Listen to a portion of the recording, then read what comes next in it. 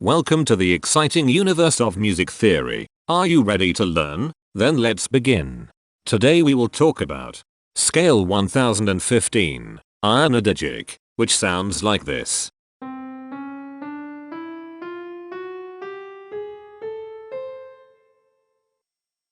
This scale has 9 tones, which means it is called an enneatonic scale. This is a bracelet notation diagram of scale 1015. The shaded circles represent tones that appear in the scale, and they are read clockwise, starting at the top.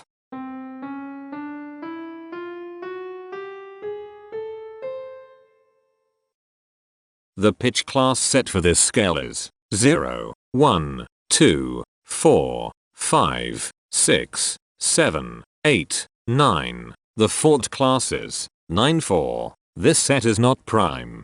The structure of a scale is a description of the interval distance between each successive tone. This scale has a structure of 1 1 2 1 1 1 1 1 3.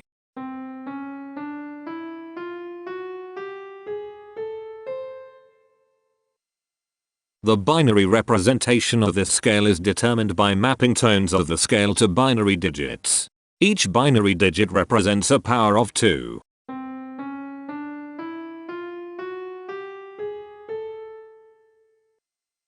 To get the scale number, we add the powers of 2 together. The powers of 2 that are present in the scale, all added together, equals 1015. That is why the scale number, in decimal, is 1015. The scale number not only enumerates the scale with a unique index, but it also literally describes the tonal content of the scale.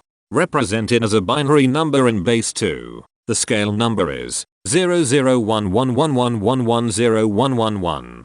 Here are the common triads present in this scale. The diagram in the center is a graph of parsimonious voice leading between triads. There are 5 major triads. There are 5 minor triads. There are 2 augmented triads. There are 3 diminished triads. Here is a Hamiltonian path of parsimonious voice leading that uses all the triads.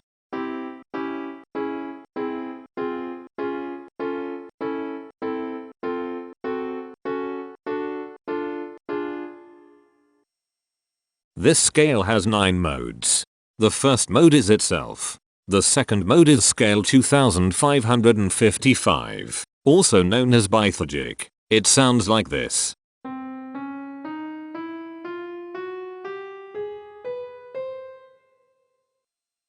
The third mode is scale 3325, also known as Imperfections. It sounds like this.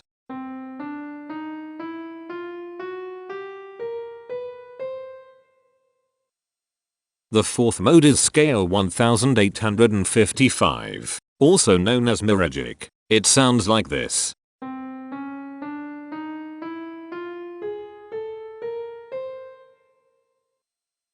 The fifth mode is scale 2975, also known as Ionodygic. It sounds like this.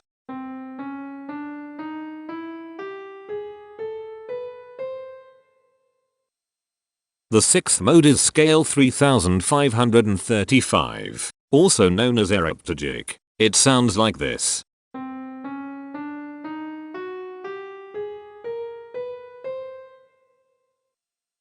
The seventh mode is scale 3815, also known as Ionodygic. It sounds like this.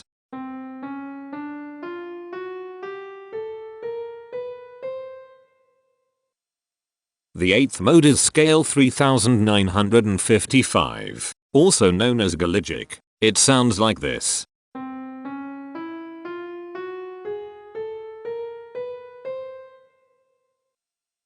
The ninth and last mode is scale 4025, also known as Ionodygic. It sounds like this.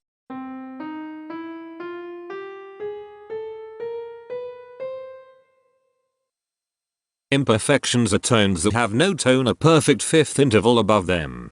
This scale has 2 imperfections. They are at positions here and here.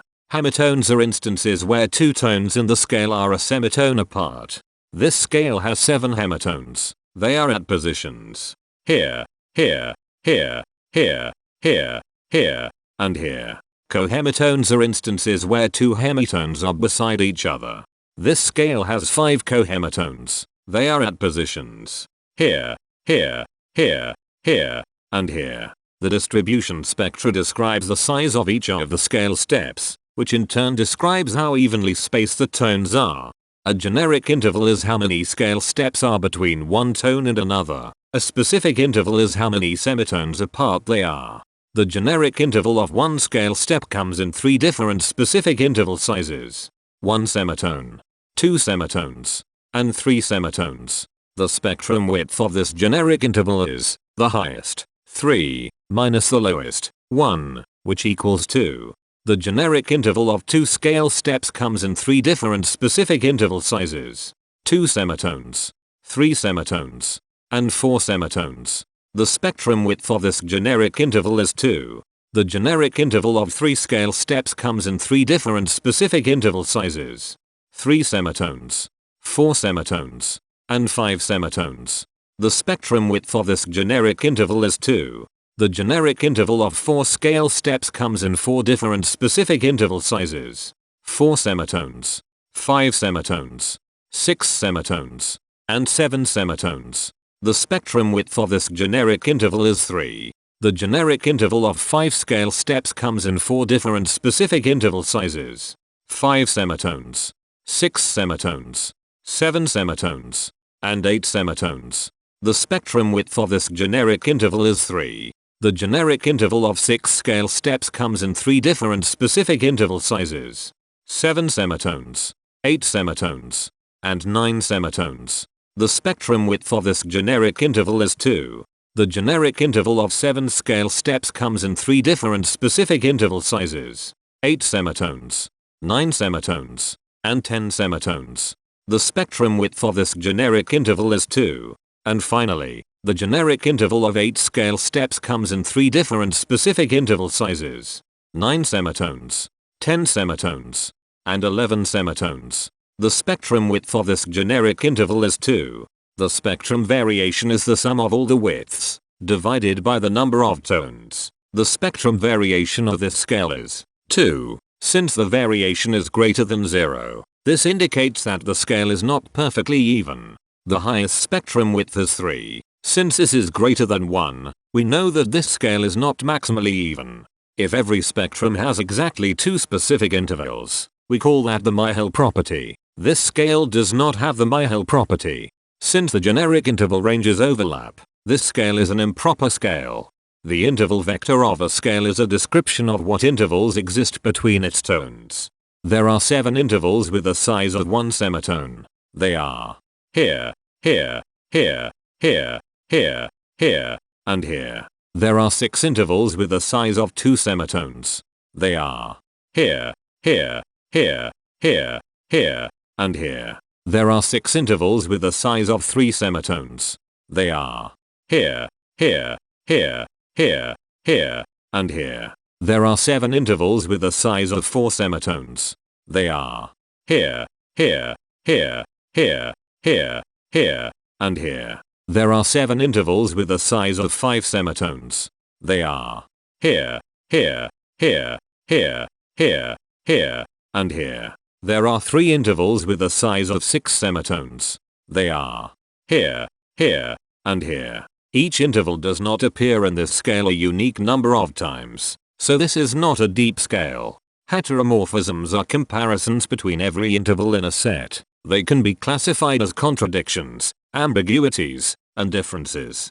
A contradiction exists when a small generic interval has a bigger specific size than a larger generic interval. For example, if a generic third interval has a larger size in semitones than a generic fourth interval, that is a contradiction. The number of contradictions in this scale is 41.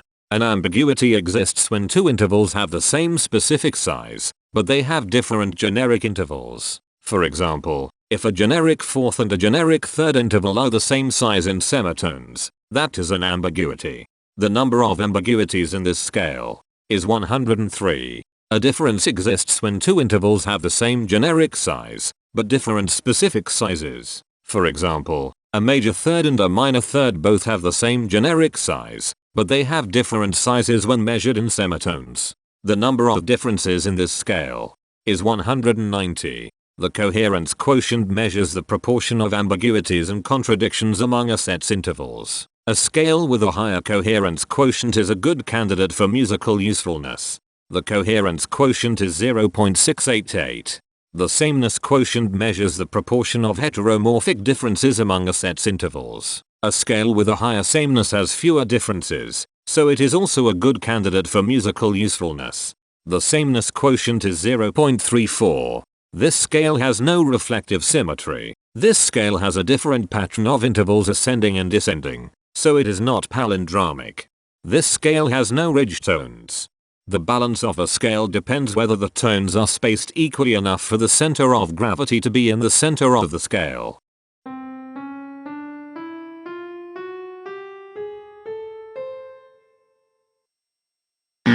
This scale is not balanced. The inverse of a scale is a mirror image. It is what you get when the sequence of intervals is reversed. The inverse of this scale is scale 3577, also known as Ionodygic. This scale is chiral. It cannot transform into its inverse by rotational transformation. This scale has no rotational symmetry. For even more detail about this scale, visit ionring.com/musictheory/scales/1015. If you found this video informative, please consider supporting this channel by becoming a patron. Of course, not everyone has the means to support a project like this one financially, and that's okay. But if you are able to spare just $1 a month, your help is deeply appreciated. It will not only allow others to continue enjoying this series for free, but will also go toward improving the quality and quantity of music theory resources we can provide. Go to patreon.com/musictheory and join others like yourselves who totally geek out on all this nerdy stuff. Thank you to these Patreon patrons.